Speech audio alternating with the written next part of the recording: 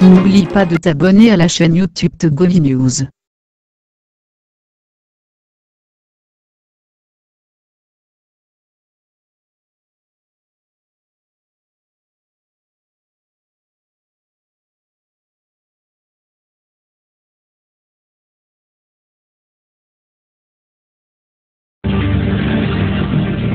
Madame, Monsieur, bonjour, bonjour à tous. Nous sommes ravis de vous retrouver ce matin sur la radio Taxi FM Lomé, la géniale Taxi Presse de ce lundi 19 novembre 2018. C'est avec Gérard Ouessan, le patron du journal Sika, Michel Tchadia, le patron du journal Ouara les Vainqueurs, et l'homme Tissogbe du journal La Nouvelle Tribune, et Jacques Diakouti qui nous rejoindra d'une minute à l'autre.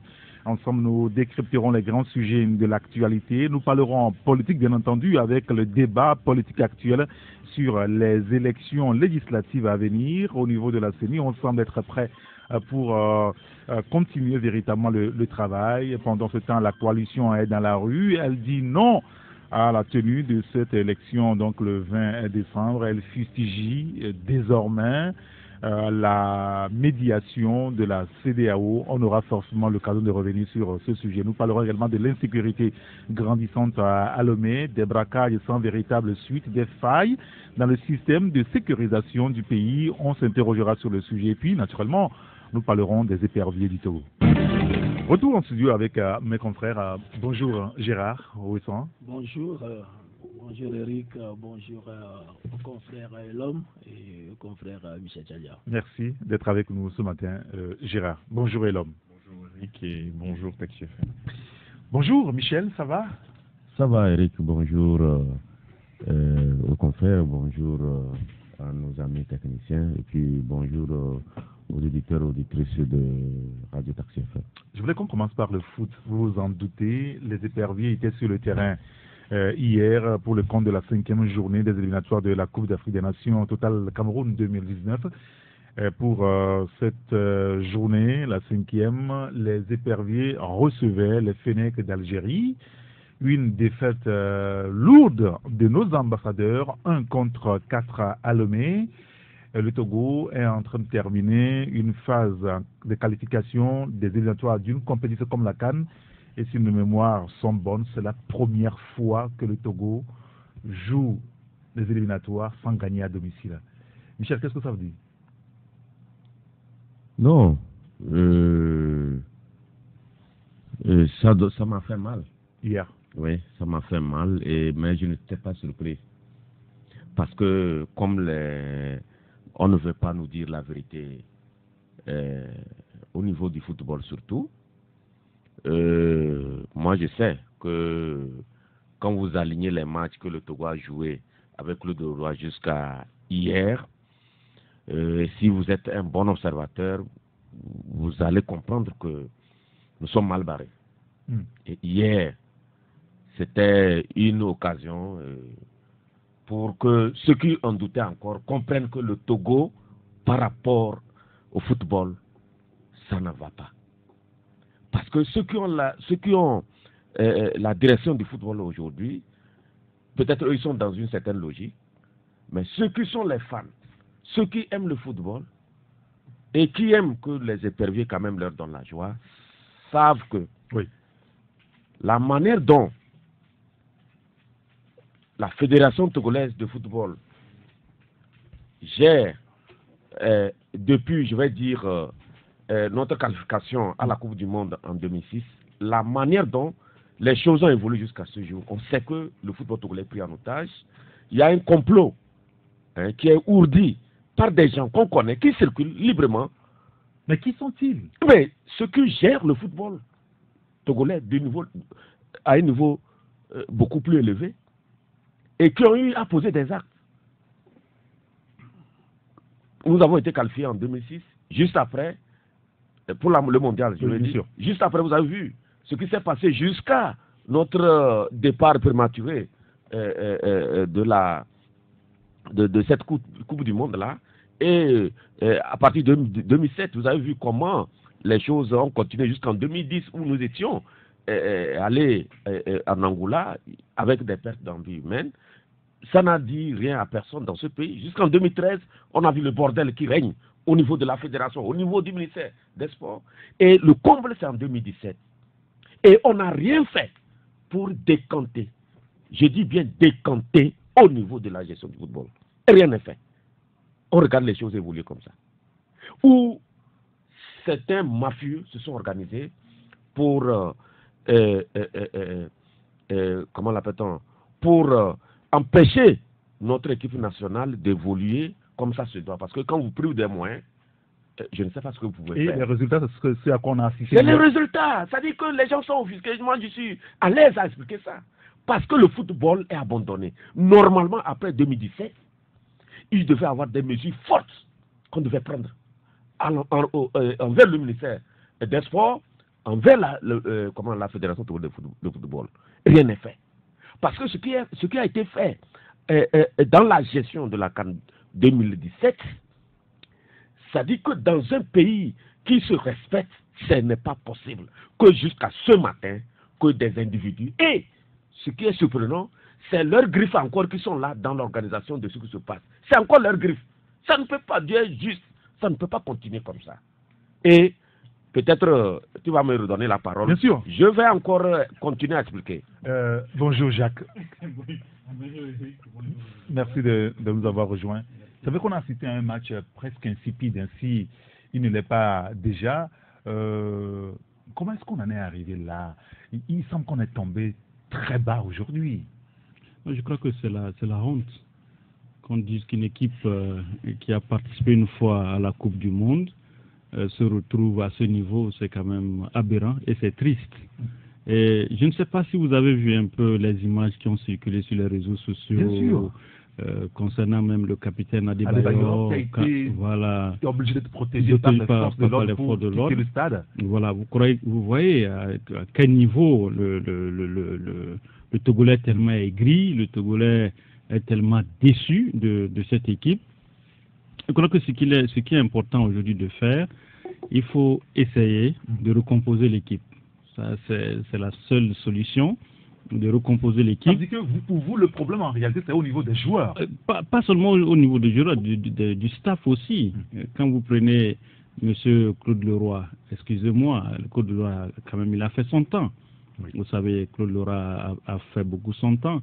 Et il est important aujourd'hui que les responsables de la fédération et également le gouvernement puissent voir dans quelle mesure recruter encore un autre internement. Je vous donne quand même les statistiques par rapport à Claude Leroy depuis qu'il a pris les éperviers du Togo.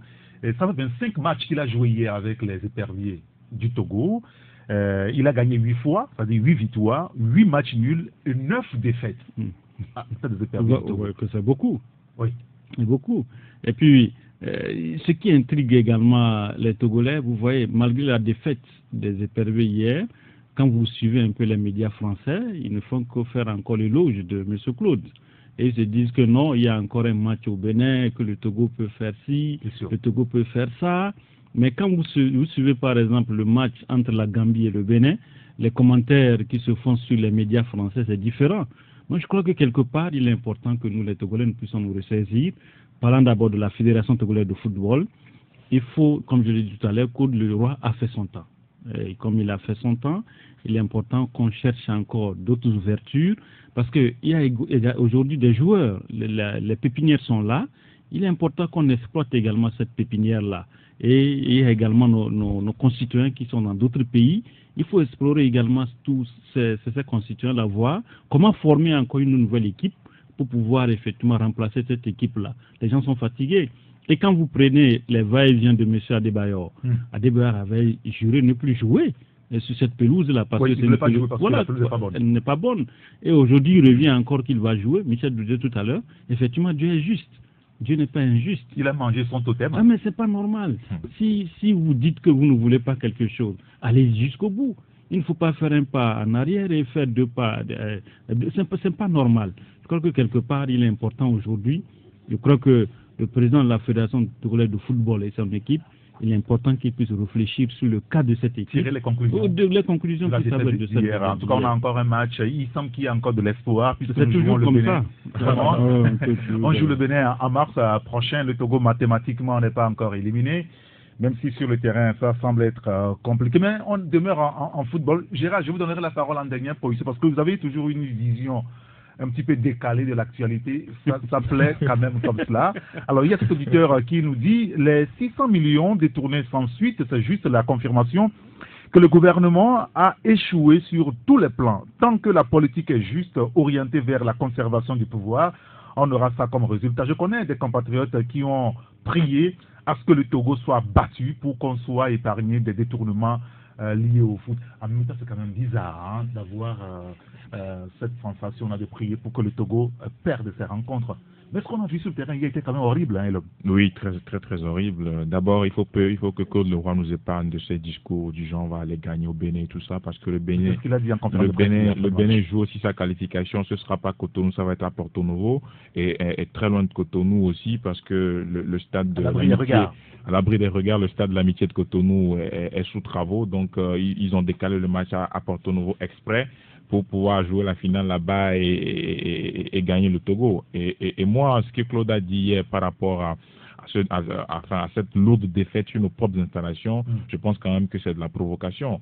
Vous êtes un entraîneur de football, vous venez vous prendre les rênes d'une équipe, et moi je rappelle que l'Algérie n'a plus gagné de match à l'extérieur pendant 3 ans, et en Afrique subsaharienne, voilà, et l'Algérie n'a plus gagné de match à l'extérieur. C'est le Togo qui lui a offert l'opportunité de vaincre ce signe.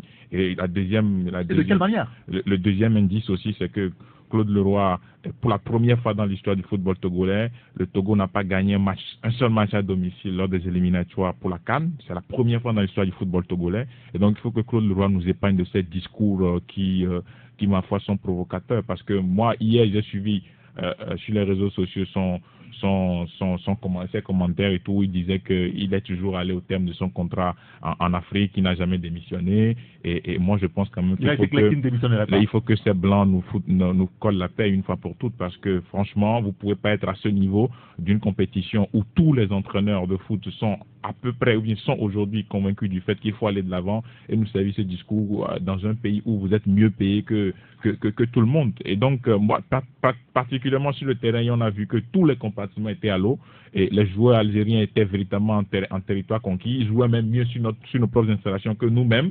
Et avec le terrain pourri, entre guillemets, et dont on nous a rabattu les oreilles cette dernière semaine, et les Algériens filaient comme des athlètes qui étaient très, très, très, très en forme.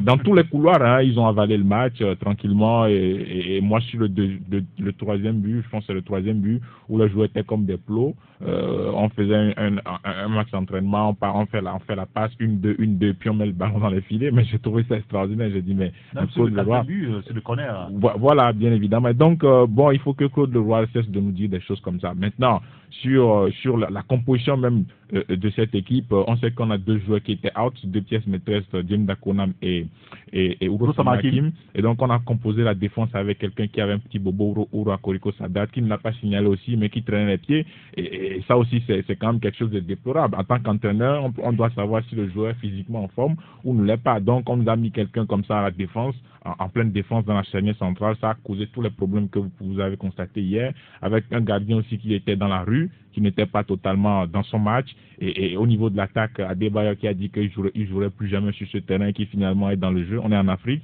il y a des choses qui se font jamais. Et donc, tout ça analysé, et si vous faites l'analyse de tout ça, vous comprenez qu'on est bien parti pour même prendre 8 buts à 1 ou 9 buts à 1 hier.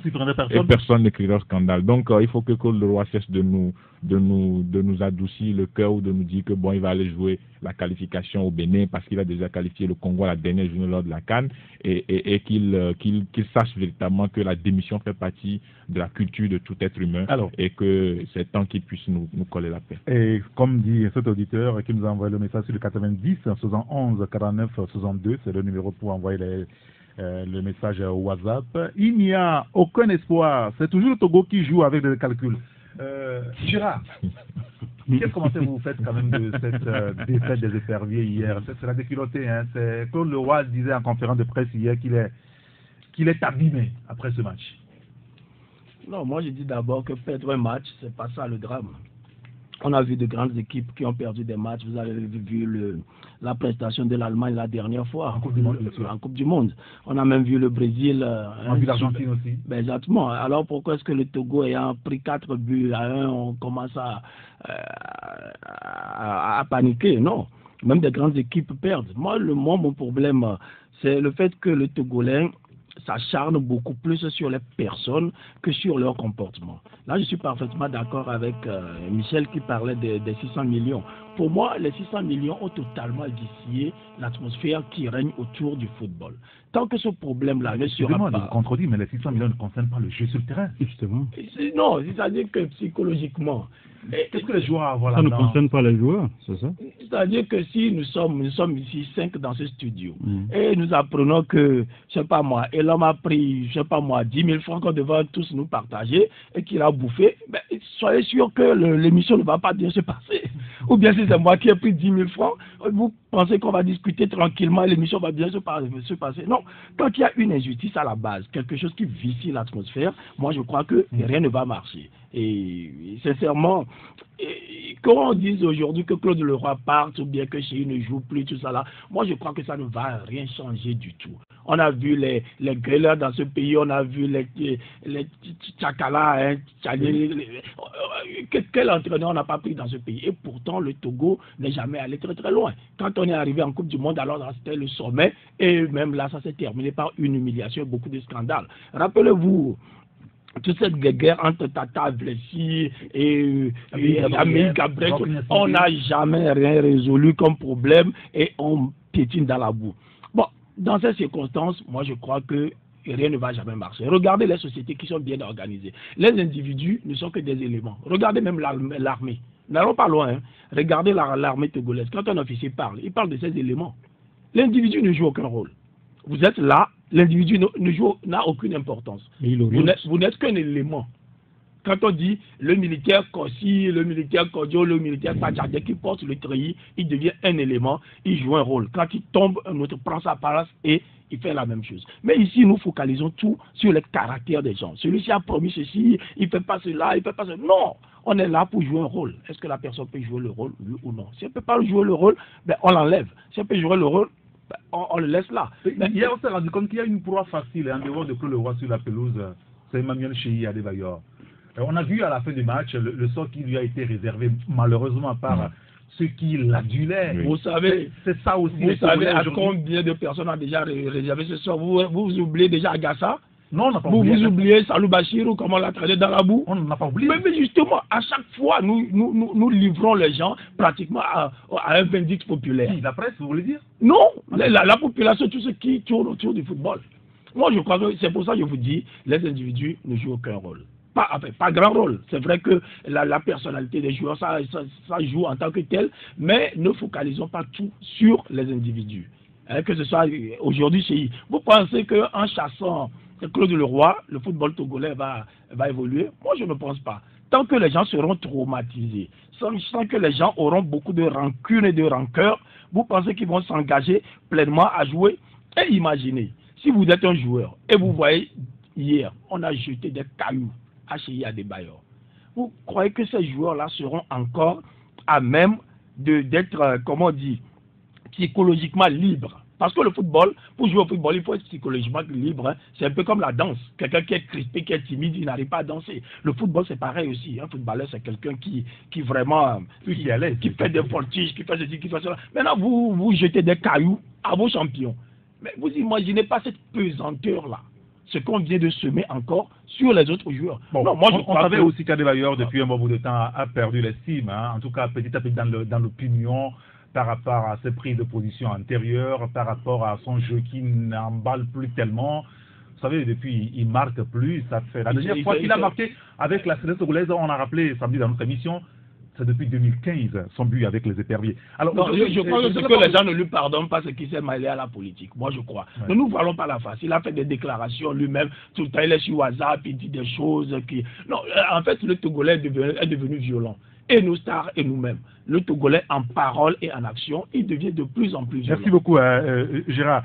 Alors, tout à l'heure, Michel disait qu'il faut qu'on sévisse. Il faut qu'il y ait quelqu'un qui tape dans le tas, c'est ça, non? Alors, qui peut aujourd'hui sévir? Mais le gouvernement. Il y a un auditeur qui nous dit que lorsque le premier responsable laisse faire et ne dit rien, le gouvernement. Qui peut sévir? Vous savez, je suis désolé quand vous dites que quels sont les 600 millions à faire avec le football. Je pose une question. Non. Ce qu'on a vu hier savez, sur la pelouse, Eric, je me demandais où est-ce que les 600 millions ont joué le rôle. Je me pose juste une question. Les 600 millions ont joué et continueront par jouer sur le football togolais. Ça, on n'a pas besoin d'un marabout pour nous expliquer ça. Ça saute aux yeux. Vous savez, depuis notre qualification à la Coupe du Monde, vous avez vu comment la ferveur nationale, l'engouement que ça a depuis 2004, 2005, autour des éperviers, 2006, autour des éperviers. Mais est-ce que, honnêtement, Eric, les confrères ici présents, est-ce que tu sens la mobilisation des éperviers ces dernières années? Hier, on avait match, mais on ne savait pas qui a match. Même les championnats bien, c'est quelques années, tu vas retrouver. Moi, j'étais un fan des stades.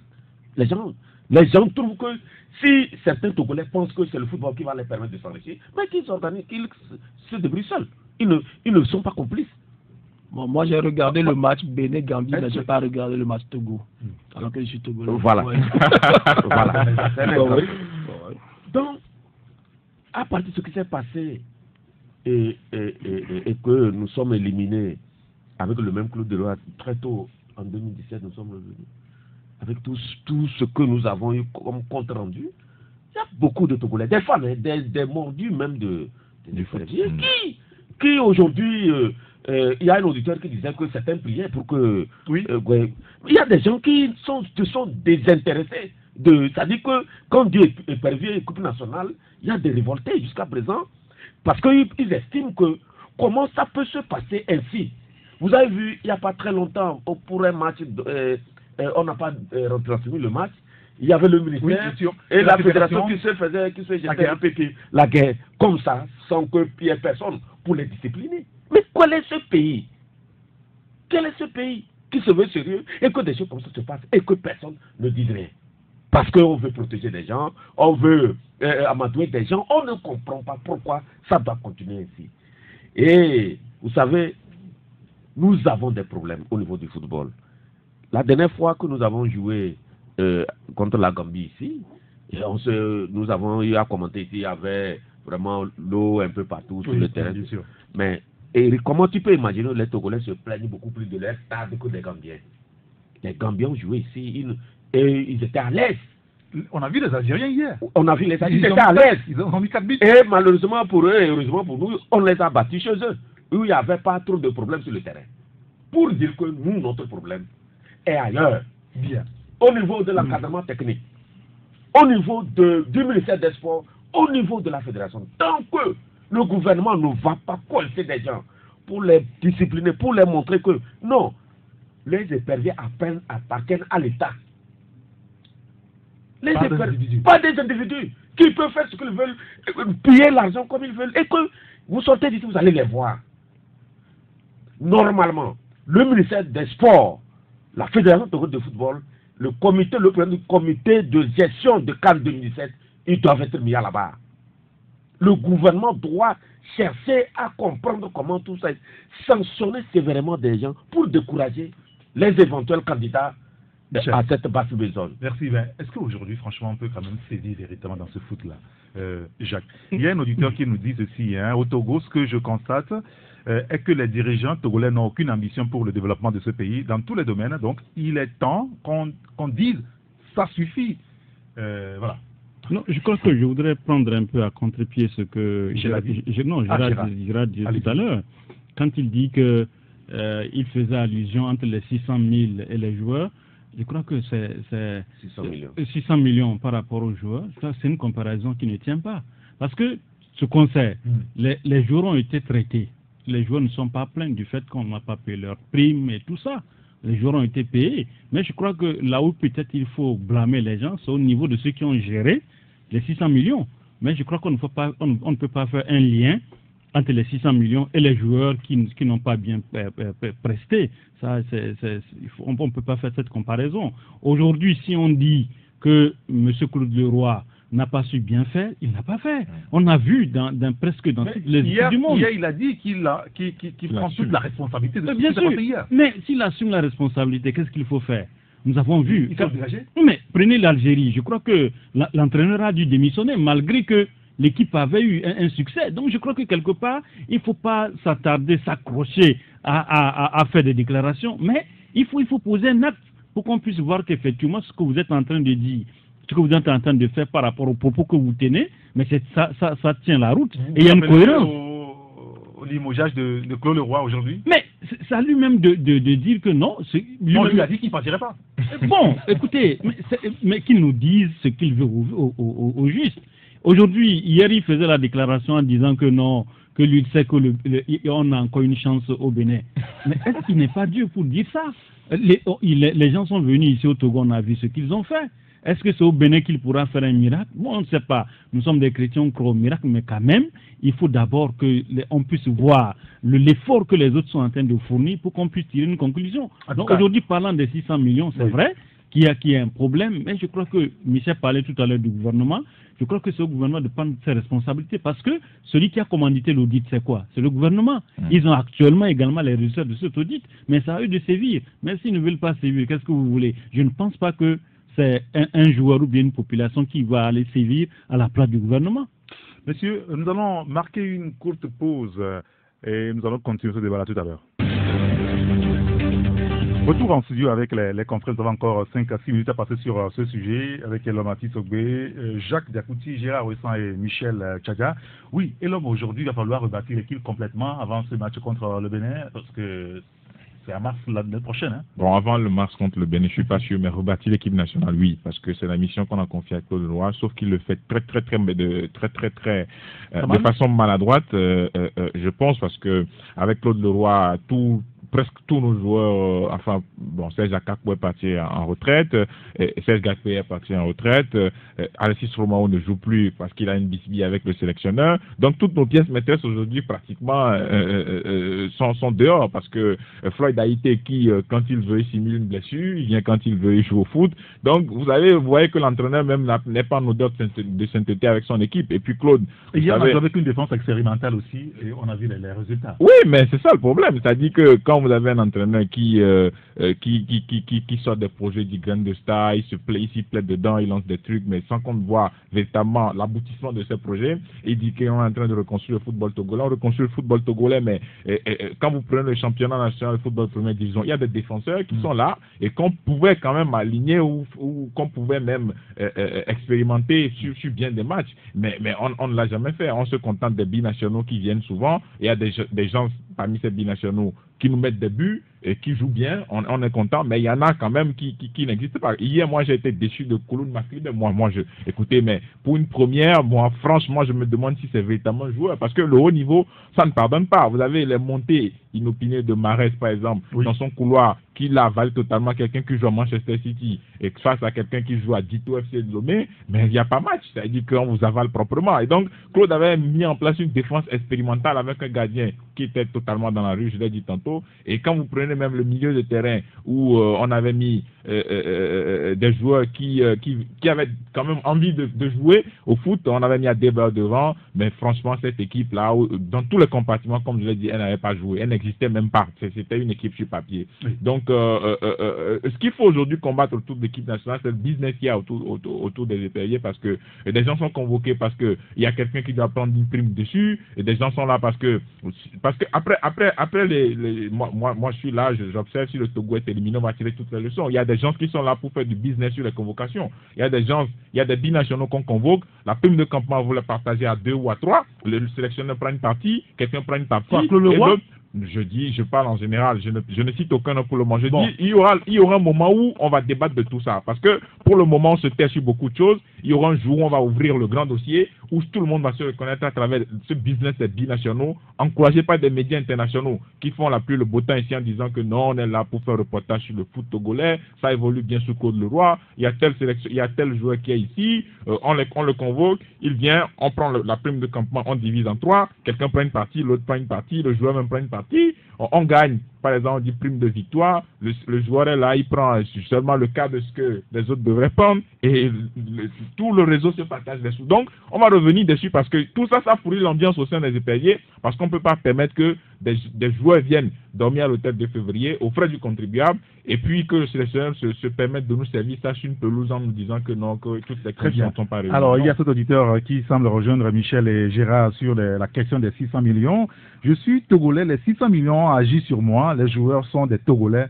Pourquoi pas sur eux se demande donc l'auditeur. Il y a un autre auditeur qui nous dit, il y a tellement de messages ce matin sur le sujet. Alors, l'entraîneur et Adebayor doivent partir. Et ça même, nous, la jeunesse, nous pouvons battre des pavés pour faire entendre raison à l'autorité. La manière dont aussi on fait venir les joueurs n'est pas connue. On se rappelle que l'entraîneur avait refusé de convoquer le meilleur buteur du championnat passé. On a vu où avec un monsieur qui ne convoque que des connaissances des gens qui l'ont mis là-bas, dit donc l'auditeur. C'est ce que je disais tout à l'heure. Alors, oui, enfin, c'est ce que l'auditeur nous envoie. Quand quelqu'un est payé 25 millions et ce sous est parti, et ce sous en partie sert à ceux qui l'ont amené, croyez-vous qu'il peut démissionner facilement? Que le roi est consultant de Canal+. Le président de Canal+ est le détenteur d'une partie du port autonome. Allez savoir, dit l'auditeur, un autre auditeur qui nous dit la défaite des éperviers est due à la présence de Chéhi sur la pelouse. N'oubliez pas que nous sommes des Africains. Il avait dit qu'il ne va plus jouer à cause du mauvais état de la pelouse. On devrait prier d'abord. Et pourtant, il y avait eu les pasteurs qui ont prié entre-temps quand même. Hein. Alors, un autre auditeur qui nous dit, alors, si les gens ont rien à dire, qu'ils laissent le cœur des Togolais s'apaiser. Les 600 millions n'étaient pas pour donner aux joueurs. Entre les voleurs des 600 millions, Claude Leroy, quelle est la différence, dit donc l'auditeur. Un autre qui nous dit, pouvez-vous nous donner le nombre de victoires des éperviers depuis l'arrivée de Claude? On l'a dit tout à l'heure, Claude a gagné 8 fois, il a fait 8 matchs nuls, il a fait 9 défaites. Je jure que si Claude ne démissionne pas, pas de qualification pour le Togo, que j'aime trop. Je souffre, nous dit l'auditeur. On comprend l'amertume ce matin quand même de nos auditeurs. Gérard d'abord. Non, moi, il y a beaucoup de gens que je n'ai pas compris dans cette histoire-là. Moi, je reste... Vous ne les comprenez pas ou vous refusez de les comprendre? Non, je ne les comprends pas. C'est-à-dire que moi, je suis convaincu que quand on met en place un bon système de gestion dans une société, alors tout marche bien. C'est comme le code de la route. Aujourd'hui, vous faites un accident, vous dites, tel piéton a fait ceci, et le motocycliste n'a pas le droit de faire ça, on se gifle et tout, alors que vous résignez à mettre en place un code de la route. Dès qu'il y a un code de la route, on dit priorité à gauche. Quand le feu est rouge, on s'arrête. Quand le feu est vert, celui-ci passe. Quand les choses sont codifiées, vous allez voir, tous les hommes se conforment au risque ou bien par peur de se faire sanctionner. Mais est-ce que notre football, la gestion de notre football est codifiée? Est-ce que la gestion de notre football a un bon système, évolue dans un bon système? Moi, je dis non. Quand les gens truquent des matchs, l'affaire ne vient jamais à la justice. 600 millions disparaissent, personne ne paye. Ceci fait, il y a toujours l'impunité. Est-ce que vous pensez que dans ce sens-là, et Jacques disait tout de suite que les 600 millions n'ont rien à voir avec les joueurs, qu'ils ont été payés. Je ne sais pas si ça lui est déjà arrivé de perdre 1000 francs le matin et à midi, quelqu'un vous donne encore 1000 francs. Vous pleurez les 1000 francs que vous avez perdus le matin. Parce que vous dites, si on vous en donne un autre. Ben oui, parce que vous dites, ça m'aurait fait 2000 francs. C'est psychologique en fait. Et les hommes fonctionnent aussi comme ça. D'accord. Il faut voir le psychique de l'homme comme ça. C'est tout un amalgame. Ce n'est pas si facile. Tous les joueurs là que vous critiquez, regardez-les dans leur club. Parfois, ils brillent merveilleusement. Mais dès qu'on les amène ici au Togo, ben on commence à leur jeter des pierres. Bon, il y en a beaucoup qui ne brillent plus tellement. Hein. Et ça aussi, oui, je suis pas d'accord. Non, c'est pour ça que je suis retourné dans le passé en parlant de Salou Bachir et tout ça là. Agassa et tout. Ils jouent bien dans leur club. Ils même jouaient très bien. Mais dès qu'ils arrivent ici, on trouvait toujours des raisons de leur jeter le caillou. Les Anglais disent free your mind. Il faut libérer les esprits. C'est l'auditeur qui nous dit, excusez-moi Gérard, nous devons laisser Adebayor tranquille. Le coach est venu tomber dans nos bêtises.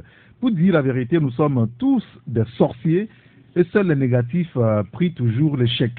Et si le Togo se qualifie au Bénin, ces négatifs diront quoi? Personne n'est Dieu, ayons la patience et que chacun fasse sa part dans la vie. Ça, c'est ce que nous dit Ismaël. Un autre auditeur qui nous dit Romao aurait pu suppléer l'absence de Jen hier. Claude s'aborde l'équipe au nom d'un orgueil contre Romao. Tous les binationaux sont performants. Je suis désolé pour ce qu'en pense Elom. Atis Ogbe, d'accord. Elom peut-être vous répondra tout à l'heure. Pour moi, il faut bien prendre soin des joueurs. Si on peut juste donner 10 millions des 25 millions chaque mois aux joueurs autochtones pour les encourager, on verra que l'entraîneur n'aura pas besoin de sortir de sa villa pour les entraînements. Les joueurs eux-mêmes pourront tout gérer. Nous, Togolais, quand on est bien payé, le résultat est visible. Dit l'auditeur, un dernier, qui nous dit que le roi doit être viré. Voilà. Enfin, sinon, on deviendra tous tortionnaires. Je pense que c'est ce qu'il a écrit. Hein. Non, d'accord, excusez-moi. Tensionnaire. Parce que hier, justement, il y avait beaucoup d'entre nous qui n'avaient pas tenu. On n'a même pas fini de suivre la première mi-temps. Parce qu'on a pris 3 buts en 3 minutes. En 30 minutes. C'est horrible. Oui, Eric, pour compléter ce que vous avez dit, hein, j'ai lu hier sur Taxi Premium, votre groupe WhatsApp, quelqu'un qui dit que lui prie beaucoup que le Togo ne gagne pas pour qu'on ne mobilise pas ses fonds. Car le Togo sera qualifié à la CAN. Pour qu'il y ait encore des 600 millions qui disparaissent. Oui, pour qu'on ne mette pas on n'augmente pas le prix de la bière, du ciment, tout ça là. Lui, il prie que le Togo ne soit même pas qualifié pour que on ne soit pas obligé de mobiliser des fonds qui seront volés. Je donnerai la parole aux auditeurs tout à l'heure qui se prononceront sur le sujet lorsqu'ils sonnera à 12h. 12h20 minutes, excusez-moi, ce sera sur le 93, 96, 99, 99, 99 ou le 99, 20, 09, 59. Nous allons parler maintenant d'un sujet particulier, ça concerne l'enseignement. Non, oui. je vais placer mon par rapport D'accord. Juste après vous, on parlera de l'enseignement avec les linguistes. Oui, l'objectif d'une équipe nationale dans un État, c'est quoi? C'est pour donner la joie aux gens. Quand les joueurs jouent, ils ont leur prime. Mais nous, on a la joie, on partage la joie. Et ça s'arrête là. Et ça s'arrête là. Ici, ce qui nous reste encore en commun, c'est les éperviers. C'est notre équipe nationale qui est chargée de nous donner la joie. Mais est-ce que, avec l'arrivée de Claude Leroy, est-ce que cette équipe nous donne la joie? Non. Les éperviers ne nous donnent pas la joie. Oui. Et si vous vous rendez compte, les éperviers, c'est l'une des rares équipes nationales à qui on paie les primes de campement. C'est absurde. Oui. Ça n'a aucun sens. C'est annulé dans les gens bien d'équipe nationale. Les gens reviennent, ils sont logés, nourris, véhiculés, et qu'on dit qu'on les paie. Je vais arriver à cette conclusion que l'équipe nationale au Togo crée beaucoup d'ennuis économiques. Hein? Notre équipe nationale nous crée des ennuis économiques. Ça crée des problèmes obligés de l'État. Pour rien du tout. Alors que nous avons d'autres besoins. Qu'on cesse de nous faire comprendre que c'est avec notre équipe nationale, le Togo sera développé. Le Cameroun a eu combien de Coupes d'Afrique des Nations? Mais c'est l'un des pays les plus pauvres. Vous comprenez? Aujourd'hui, vous prenez Claude Leroy. Vous avez écouté hier d'une chaîne internationale. On dit non, que bon, Claude Leroy connaît la voie qui mène à la qualification et qu'il y a le Bénin et que chose. Bon, on parle comme si le Bénin, eux, ils ne pensent pas comme nous. Ça dit que c'est le ventre mou pour passer, pour les Togolais, pour passer. En même temps, alors le roi nous a fait une démonstration ici. Hein. La Gambie est venue nous neutraliser partout. On est allé en Gambie, on a gagné 1-0. Et on peut remettre ça. Oui, mais on peut être inquiet aussi. Il y a un auditeur qui le disait. Laissons les calculs. On veut les gens. Bien. On veut que les gens travaillent pour être qualifiés. Laissons les calculs. Pourquoi nous deux? On était en 2017 parce que c'est sur le calcul. Normalement, on doit gagner, puisque les gens sont follement payés pour ça. Et donc, moi je dis une chose, quand vous prenez les gens qui ont lancé les projectiles à Adebayor, ce n'est pas normal. C'est notre Adebayor, même si aujourd'hui ses prestations sont en deçà des attentes de ses femmes, mais on sait qu'il nous a fait, il nous a donné la joie, le boom dans nos cœurs. On ne peut pas oublier ça. On doit le respecter.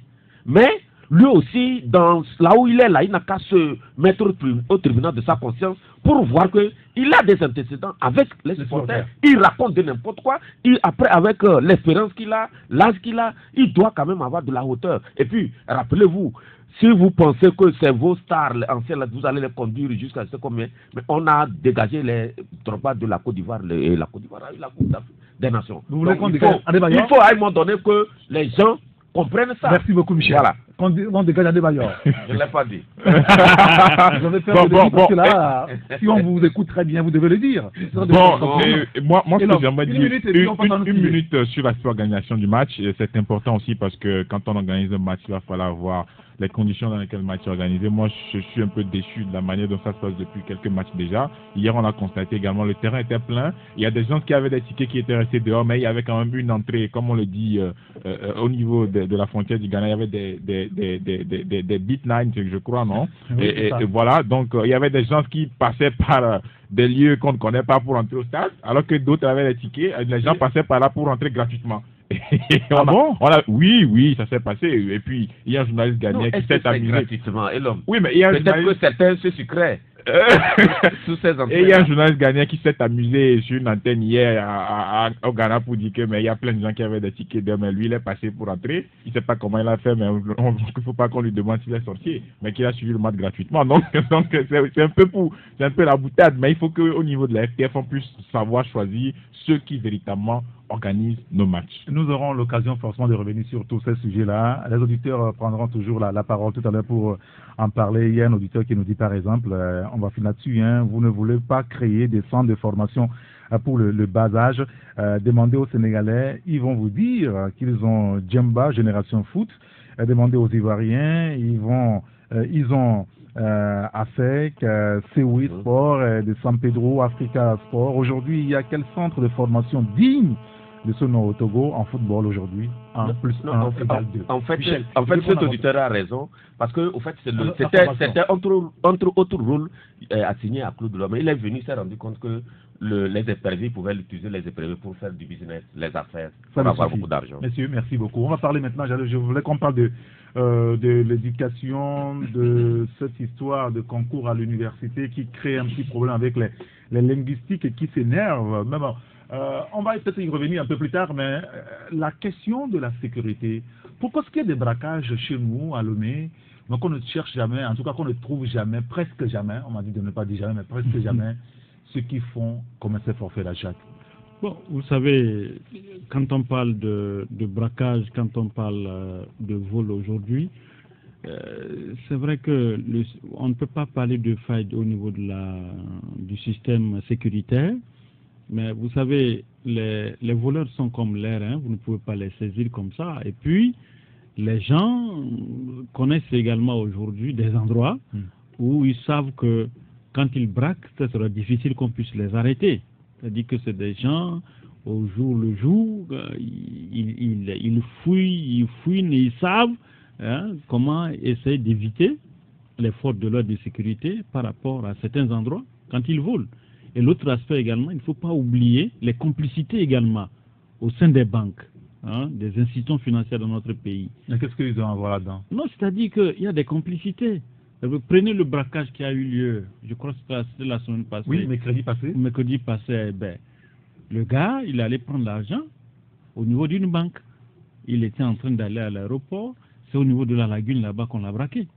Donc c'est pour dire que... Il a été suivi depuis la banque. Il a été suivi depuis la banque. Comment est-ce qu'à la banque, on sait que quelqu'un a pris, enfin, en tout cas, à part le banquier qui a remis l'argent, qui d'autre savait qu'il a pris 10 millions? Oui, c'est ce que j'ai dit, il y a des complicités.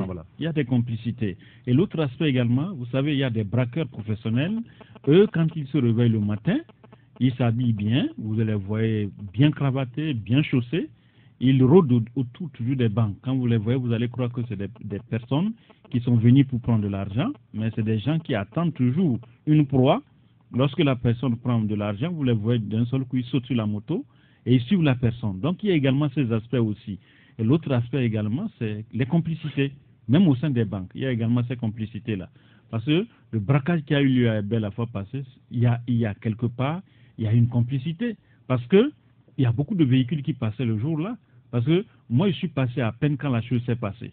Donc c'est pour vous dire que quelque part, des gens ont su que ce monsieur-là allait prendre de l'argent et qu'il se dirigeait effectivement vers l'aéroport. Ils l'ont coincé au niveau, si vous voyez, là où ils l'ont coincé, vous savez que le monsieur ne pouvait plus rien faire. Donc quelque part, Moi, je dis une fois encore, ce n'est pas la faille au niveau de la sécurité, mais c'est des complicités qu'il y a. Il est important que, Togolais que nous sommes, nous puissions coopérer avec les forces de l'ordre de sécurité. Si nous voulons effectivement démasquer ces voleurs, démasquer effectivement ces braqueurs. Gérard Rouissan, est-ce que vous êtes en sécurité aujourd'hui, au vu de tout ce qui se passe là? Ben, moi, je suis en sécurité parce que j'ai rien. D'accord, parfait. Je ne prends jamais plus de 20 000 autres, je n'en ai pas.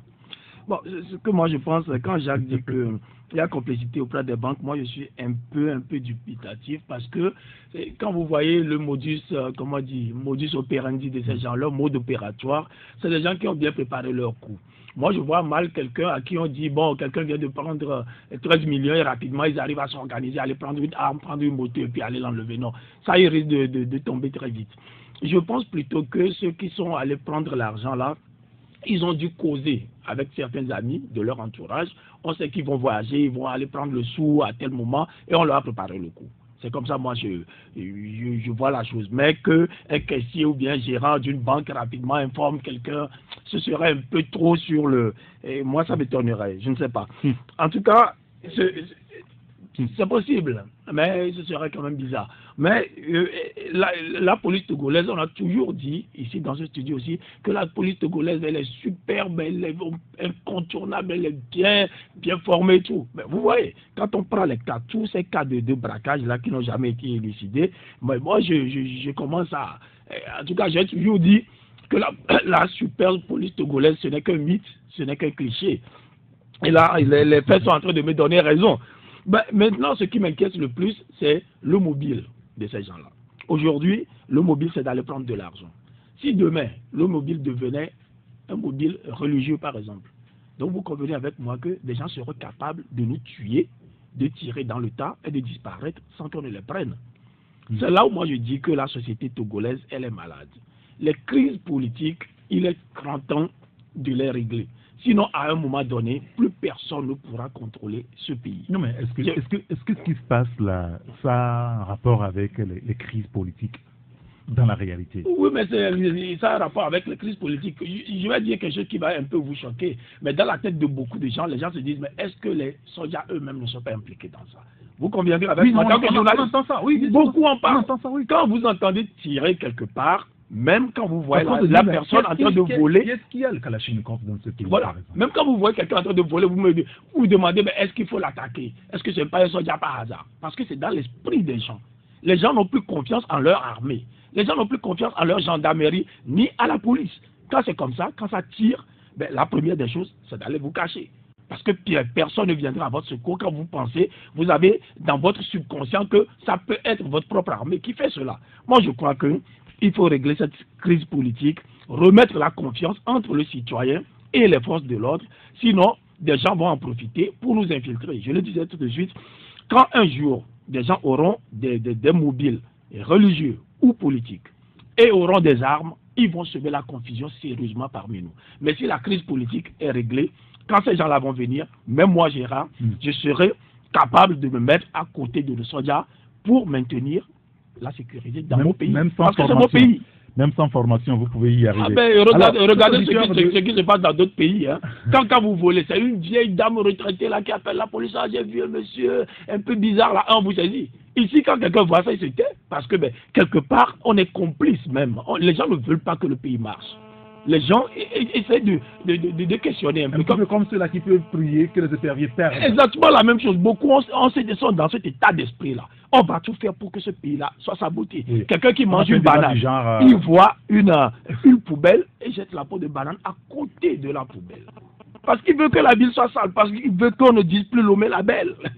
Très bien. Il y a un auditeur qui nous dit, pour les braquages, c'est un groupe bien organisé qui ferait partie de l'armée. Je ne sais pas quelle preuve il a, qui s'adonne à ce sale besogne. J'ai fait des investigations et mes enquêtes aussi. Bon, ça, on ne laisse qu'à cela à vous. Michel Seyar, est-ce que la situation avec la répétition des faits, est-ce que ça ne devient pas inquiétant sérieusement? Surtout que l'autorité ne nous dit rien autour de ce sujet. Mais ils sont en train de faire des enquêtes. C'est ce qu'on va vous dire. Ce que je sais, c'est qu'il n'y a pas une sécurité zéro dans aucun pays au monde. Oui, ça on le dit souvent.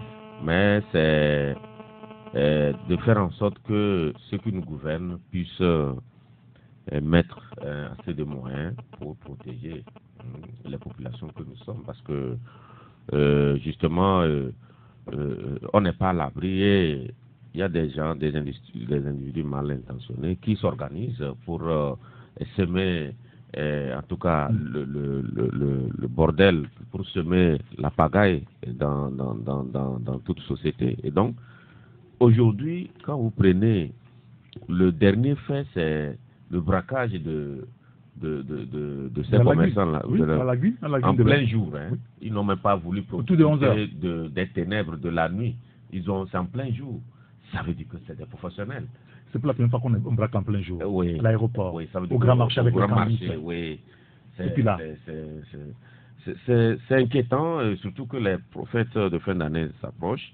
Et on sait au Togo que quand les fêtes s'approchent, on vit une recrudescence de ces actes de braquage. Et surtout que les Togolais vivent très mal actuellement. Les gens n'ont pas assez de moyens pour vivre.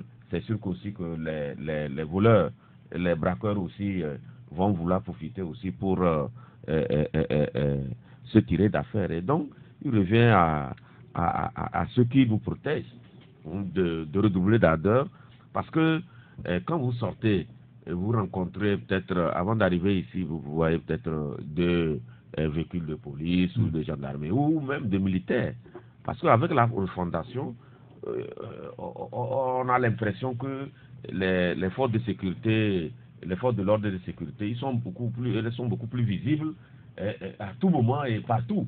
Vous comprenez? Même ça n'empêche pas ces individus mal intentionnés d'opérer. Alors, on se pose la question, qui sont-ils? Voilà, c'est là où, aujourd'hui, quand vous prenez, par exemple, l'incendie des mosquées, et jusqu'à ces derniers braquages-là, jusqu'à présent, on ne nous a pas encore dit que l'enquête avance ou on a mis la main sur qui que ce soit. Et on doit continuer comme ça. C'est inquiétant et pour les citoyens ordinaires que nous sommes, parce que pour certaines personnes, elles sont protégées, on les a affectées la sécurité. Et nous, ils sommes vraiment laissés à nous-mêmes. C'est ça, aujourd'hui, quand vous sortez de chez vous, vous vous posez beaucoup de questions. Parce que ces individus-là, ils sont partout. On ne sait pas à quel moment précisément ils vont opérer. Et donc, c'est l'inquiétude totale.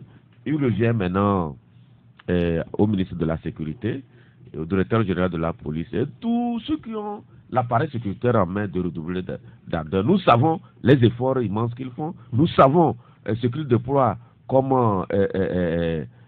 moyen pour lutter contre l'insécurité, mais beaucoup de choses restent à faire et il faut qu'ils aient beaucoup de courage pour le faire. Très bien. Écoutez, il y a cet auditeur qui nous dit « Je ne suis pas d'accord avec Jacques qui parle de complicité au sein de la banque. Quel intérêt aurait un banquier à se rendre complice d'une telle criminalité? Et puis un caissier n'a pas le droit d'utiliser le téléphone au guichet. » Nous dit donc l'auditeur, on reviendra sur le sujet tout à l'heure. Il faut réfléchir aussi côté groupe autodéfense qu'on a longtemps applaudi là. Bon d'accord, très bien. On va marquer une pause et après on revient sur le sujet. Retour en studio pour la dernière partie de Taxi Presse avec Gérard Ouessant, Michel Tchadia et l'homme à Tisogbe Jacques Diakouti. Mais avant, la liaison avec la rédaction de Taxi FM. Bonjour Amen Assignon. Bonjour Eric. Merci de nous avoir rejoint Amen. Quel est le contenu de votre journal Taxi Midi? Eric, dans Taxi lundi 19 novembre 2018, on évoquera la loi de finances de gestion 2019. Les députés ont validé un montant de 1,461 milliards de francs CFA. Se faire célébrer son mariage à la préfecture d'Aguenizé est désormais possible. Tous ont déjà fait l'expérience samedi en donnant le top départ. Ecobank a fait sourire les orphelins du centre SOS Village d'enfants samedi. C'était lors de la 6e édition de la journée consacrée à la Banque panafricaine. On en parlera également. Et puis sport, les éperviers du Togo ont perdu hier face au Finec d'Algérie, 1-4 en clôture de la 5e journée des éliminatoires CAN 2019 de football. Voilà, Eric Lemeuillet. Très bien. Ben, écoutez, on vous suivra religieusement tout à l'heure à 12h45 pour le développement de tous ces titres. Merci beaucoup, Amen Assignon, et à tout à l'heure. Retour en studio, on parlait quand même de l'insécurité à Lomé. Il y a un autre auditeur qui prend le contre-pied du dernier qu'on avait lu. Il dit « Je confirme que les banques sont complices, peut-être indirectement. On nous a servi un montant de 10 millions au guichet qui fait face à l'entrée principale de la CIA. Bah, si jamais, imaginez-vous. » Bon, le message ne continue plus. Et l'homme a dit se prépare par rapport à l'insécurité. Non, je pense quand même qu'il y a un problème, c'est inquiétant, et mes prédécesseurs ont dit beaucoup de choses. Aujourd'hui, je pense qu'avec tout ce qu'on a comme transaction électronique, il va falloir que les usagers, même des banques, les clients fassent très très attention. Il ne faut pas transporter autant de liquide sur soi. C'est vrai que on vous dira que bon, quand vous allez au guichet automatique de banque, quand vous ne pouvez pas prendre un montant qui excède un certain chiffre. Mais aujourd'hui, il y a quand même des gens qui sont dans les affaires, ils ont besoin de liquidité pour pouvoir véritablement faire aboutir leurs affaires. Mais je pense quand même qu'avec l'insécurité qu'il y a, d'abord, aux usagers, j'aimerais demander beaucoup plus de précautions dans le transport d'une certaine somme d'argent. Maintenant, au niveau même de la police, de la gendarmerie, il faut qu'on puisse nous dire véritablement ce qui se passe. On ne peut pas, comme ça, en pleine journée, attaquer d'honnêtes citoyens à l'arme lourde, parce que AK-47, les calaches, c'est pas pour les petits. Et on s'amuse avec des calaches, on braque des gens pour leur prendre 13 millions, on va à l'aéroport, on sème le bordel, on va au grand marché, on terrorise les populations. Et puis, il n'y a jamais eu de résultat. Moi, c'est ce que je trouve quand même bizarre, parce que ce qui s'est passé à l'aéroport, à ce jour, on n'a jamais eu de résultat. On a juste changé le commandement au niveau de l'armée, mais on ne nous a jamais dit comment ce qui s'est passé. Parce que les enquêtes sont toujours en cours. Oui, mais ça met trop de temps. Bon, je sais que bon, il y a des enquêtes qui sont quand même longues, qui prennent du temps, mais je pense quand même qu'à un niveau donné, il va falloir qu'on puisse taper du poing sur la table. N'oubliez pas aussi l'assassinat qu'il y a eu au niveau du boulevard du Mono en Alanéro, où le consul libanais s'est fait arroser proprement en pleine journée avec pas des gangs qui sont venus bon, on a dit que c'était beaucoup plus un règlement de compte qu'un braquage, mais de toutes les façons, c'est des tirs à l'arme lourde et en pleine journée. Donc tout ça, je pense quand même que Lomé devient une destination qui fait peur, parce qu'on ne peut pas comme ça en pleine journée, surtout avec le Dune Business dont on a parlé entre-temps, qu'on a fait des efforts, etc., que les investisseurs sont là, mais si les investisseurs sont, on ne peut pas circuler juste avec 10 millions de liquide sur soi, c'est qu'il y a un problème. Donc, au niveau de la sécurité, de la protection civile, il faut qu'on puisse redoubler d'efforts pour mettre tout ça hors du pays, parce que, comme Jacques l'a dit tout à l'heure, même au niveau des banques, il se peut qu'il y ait des complicités. Oui. Et parce que la procédure au niveau des banques aujourd'hui est tellement lente et problématique qu'on se pose des questions. Votre propre argent, vous en êtes esclave. Et sur votre propre compte, vous venez, vous dites que vous voulez prendre tel montant, vous dites non, il faut patienter, il faut faire signer ceci, il faut faire cela, il faut aller ici. Mais votre propre argent, vous en êtes esclave. Alors que le jour où vous venez faire le dépôt, ça passe comme une lettre à la poste. On vous dit, vous remplissez juste, vous payez 100 francs. Et puis, c'est très facile de déposer l'argent dans une banque. Mais pour retirer votre propre argent, vous êtes soumis à une série de procédures. Quand vous dites que vous n'avez pas 100 francs, c'est pas grave. Pas parler que ça du montant que vous avez déposé. Très bien. Alors, il y a un auditeur qui nous dit qu'il est d'accord avec Gérard à propos des supposés groupes d'autodéfense. Qu'on demande au ministre Tchao, à part leur rôle au cours des marches, quels sont leurs rôles habituels, comme s'affirme que c'est leur jeune. C'est quoi leur métier, dit donc l'auditeur.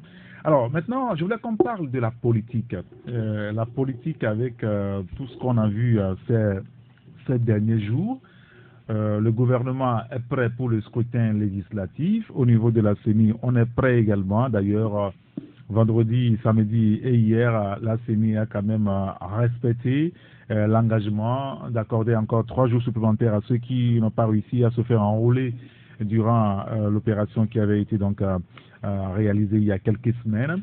Ça a été fait avec quand même des couacs par-ci et par-là.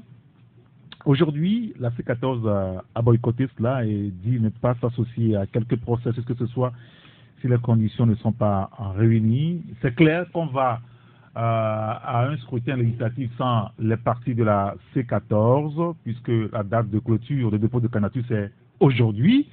et sans carte d'électeur, vous ne pouvez pas déposer de candidature. Mais ce qui est pathétique, on a vu au cours de la manifestation de samedi, c'est des pancartes où on a appelé des noms comme le représentant de la CEDEAO à Lomé, le Béninois, Béhanzin, le général. Alpha Condé n'a pas été épargné non plus, d'ailleurs, en conférence de presse la semaine dernière. Et quand on met tout ça de bout en bout, Jacques, quel commentaire vous en faites? Non, je crois qu'il est important que les premiers responsables de la C14 puissent prendre quand même le dessus par rapport à la situation, parce que vous prenez quelqu'un comme M. Béhanzin, vous prenez quelqu'un comme Kwasi Brou, vous prenez quelqu'un comme Alpha Condé, je ne vois pas en quoi on va s'attaquer à ces messieurs. Parce que, disons, soyons honnêtes, vous savez que depuis la crise, presque c'est ces personnes-là qui sont toujours venues au Togo, qui ont rencontré la C14, qui ont rencontré également le gouvernement, et certains membres de la diplomatie qui sont ici. Donc je crois que si aujourd'hui on s'attaque à ces messieurs, je crois qu'on a quand même raté la cible. Parce que vous savez... On se trompe carrément de combat. Justement, parce que vous savez, dans toute relation, que ce soit internationale ou dans des relations privées, on a toujours ce qu'on appelle la diplomatie. C'est-à-dire que vous ne pouvez jamais vous mettre à dos de la communauté internationale. C'est pas possible. Et moi, ce qui m'étonne, vous savez, avant que on ne puisse accorder les 3 jours supplémentaires pour que les citoyens puissent s'enrôler, on a appris que c'est une discussion qui a eu lieu à Conakry entre le parti au pouvoir et l'opposition. C'est vrai que on les a pas mis ensemble, mais c'était quand même un sujet qui a été évoqué par le professeur Alpha Condé et qui disait qu'il allait revenir au gouvernement, et il ose croire que le gouvernement va accéder à leurs demandes. Et c'est ce qui fut fait. Et bon, on a vu patatras, les gens ont refusé de pouvoir aller s'enrôler, mais aujourd'hui, on ne peut plus parler de la C14 parce qu'on a appris que M. Tchassona a appelé les constituants à s'enrôler. Oui, mais il n'a pas quitté la C14 quand même. Oui, mais ce qui est sûr, lui s'est fait enrôler. Et puis l'autre aspect, c'est que il est vrai qu'il y a certains qui se sont fait enrôler également, mais qu'ils attendent qu'on puisse faire le transfert des inscriptions vers leur lieu de résidence. Mais je crois que nous sommes en train d'assister à l'élection encore de 2002 où l'opposition avait boycotté encore les législatives et a laissé le boulevard au parti au pouvoir. Je crois qu'aujourd'hui, il est important que ce qui se passe au niveau de la politique togolaise avec la C14 et le parti au pouvoir, moi je crois que les lendemains seront un peu difficiles par rapport à la situation politique. Mais je crois que la C14 gagnerait à pouvoir participer à ces législatives-là. Parce que quoi qu'on dise, aujourd'hui les autres partis qui sont là, nous avons appris que certains iront à ces élections. Et vous savez, si les autres partis vont à ces élections, ce qui veut dire que la communauté internationale va valider ces élections. Ça n'a rien à faire. Parce que si aujourd'hui on nous dit que la CENI a déjà réceptionné l'encre indélébile qui va servir à ces élections, 40 000 flacons. Ce qui veut dire que le processus est enclenché. Je ne pense pas qu'on puisse encore revenir en arrière. Alors, pour quels résultats à la fin? Parce que la coalition a été claire la dernière fois en conférence de presse, en tout cas disant que la CEDEAO est en train d'amener les Togolais à l'abattoir. Je ne sais pas ce que vous en pensez, Gérard Ouissant, de tous ces sujets d'actualité politique aujourd'hui. La C14, c'est clair aujourd'hui qu'on est en train d'aller vers le boycott du scrutin. Hein? Oui, moi, je pense que vous avez tout dit en prononçant la phrase, mais pour quels résultats? C'est-à-dire que nous avons fait le recensement, on a commandé l'encre indélébile, on a fait ceci, on a fait cela, mais le résultat, ce sera quoi? Moi, je crois que le résultat sera... On mettra en place au moins une assemblée. Une assemblée nationale, et la crise va continuer, tout simplement. Moi, je crois que c'est des gens qui sont en train de jeter notre argent par la fenêtre. Parce que quand on organise des élections, c'est pourquoi? C'est pour légitimer un pouvoir, ou bien pour avoir un pouvoir légitime. Mais là, nous risquons d'avoir un pouvoir qui ne sera pas légitime, un pouvoir qui sera critiqué, un pouvoir en qui le citoyen ne va pas se reconnaître, et donc le citoyen ne sera pas un citoyen efficace qui va se mettre au travail. Alors pourquoi alors dépenser tant de milliards rien que pour avoir des députés qui seront contestés et contestables d'ailleurs? Bon, moi, je me dis, il est temps de mettre bas la terre et de s'adonner. Moi, ce qui me désole le plus au Togo, c'est qu'on ne fait plus de travail de réflexion. Vous voyez, tout le monde parle juridisme, le langage du juridique. Qu'est-ce que la loi dit? Qu'est-ce que le code électoral a dit? Qu'est-ce que ceci? Et quel nombre de députés? Tout. Mais personne ne réfléchit. Il ne faut pas qu'on me traite de philosophe, hein, mais personne ne réfléchit jamais aux fondamentaux même de notre société. Sur quelle base nous devons évoluer? Aujourd'hui, je crois que c'est un homme politique, un homme politique qui disait ça sur France 24. Il dit les institutions n'ont de valeur que la valeur que ce qui les anime leur donne. Vous aurez beau avoir toutes les institutions, mais si ceux qui animent ces institutions-là sont corrompus, sont mauvais, sont animés de mauvaises intentions, ben, ça ne donnera absolument rien. La preuve, regardez au Togo, nous avons toutes les institutions, une bonne constitution et tout, et pourtant le pays vit dans un marasme continuel. Est-ce que nous organisons des élections avec des milliards pour que le pays continue à rester dans un marasme qui fait que nous sommes toujours pauvres? Et vous avez tout de suite soulevé le problème de l'insécurité, même qui vient s'ajouter à notre pauvreté. Avant, on n'avait pas l'argent, au moins on pouvait sortir pour boire le tchouk. Bientôt, on ne pourra même plus sortir pour boire le tchouk parce qu'on va craindre que quelqu'un vienne tirer dans le tas. Mais le Togolais devient de plus en plus malheureux. Quand nous continuons notre destin, la gestion d'un pays au gouvernement actuel, est-ce que c'est pour nous mener vers cette situation-là? Moi, je dis non. Est-ce que le boycott, c'est la solution aujourd'hui? Parce que c'est ça aussi l'autre interrogation. Non, moi je pense que les gens n'ont pas le choix. C'est pas un boycott, mais on n'y va pas parce qu'on sait que parce qu'on ne veut pas servir de faire valoir, c'est tout. C'est pas un boycott. Bon, en tout cas, au-delà du boycott, au niveau de la C14, on entend même empêcher la tenue de ce scrutin. Par quel moyen? On n'en sait pas trop. Vous accepterez jouer au football. Si l'arbitre dit vous n'allez pas porter de souliers, vous allez jouer pieds nus pendant que les autres auront des godasses. On a déjà fait ça. Déjà, oui, bien sûr. Avec quel résultat? Oui, non, moi je dis qu'à l'heure où nous sommes aujourd'hui, peut-être avec la journée, cette journée de 19, peut-être on va dire que on ne va plus parler, dire que est-ce qu'il ira, qu'il ne, puisque aujourd'hui c'est le dernier jour. Oui.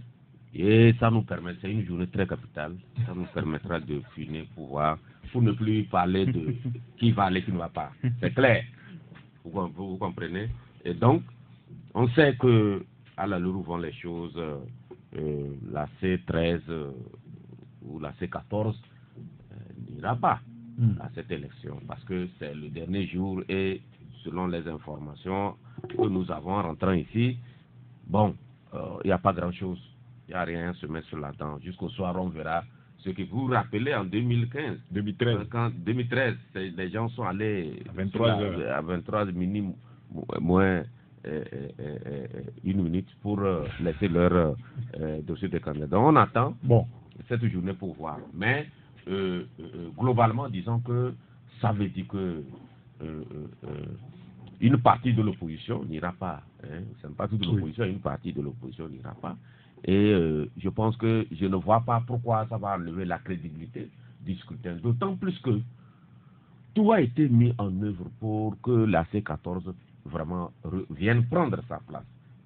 Je ne vais pas lister ici. Parce que excusez-moi, mais le débat en réalité, tout au début, ce n'est pas les élections, c'est une crise qui était là. Oui. Et donc on cherchait à régler la crise, d'où la médiation ou la facilitation de la CEDEAO. Oui. Alors on se pose la question aujourd'hui, si on va aux élections, est-ce que ça aura le mérite de stopper la crise? Ceux qui sont venus nous aider ont listé des travaux à faire, des tâches à faire, la feuille de route, dans laquelle se trouve aussi la date de 20 décembre. Bien sûr. Pourquoi on va chercher à régler certaines dispositions de la feuille de route, mais on met entre parenthèses la date du 20 décembre? Ça n'a pas de sens.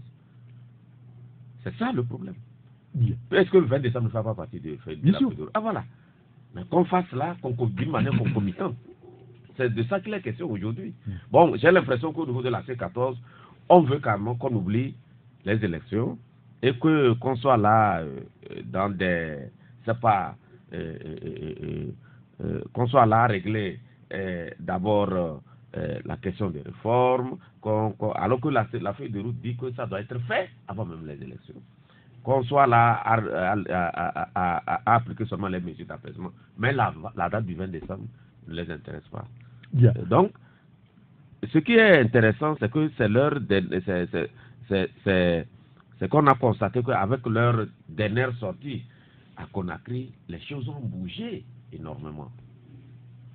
La CENI, le UFC est parti et on a voté le reste des représentants de la C14 à l'Assemblée nationale. Il reste à aller prêter serment devant la Cour constitutionnelle. Ils ont refusé. Bon, devant cette situation, que voulez-vous? C'est 13 partis ou 14 partis, mais on a 110, 115 partis dans ce pays. Je pense que c'est une partie de l'opposition qui a décidé de ne pas aller.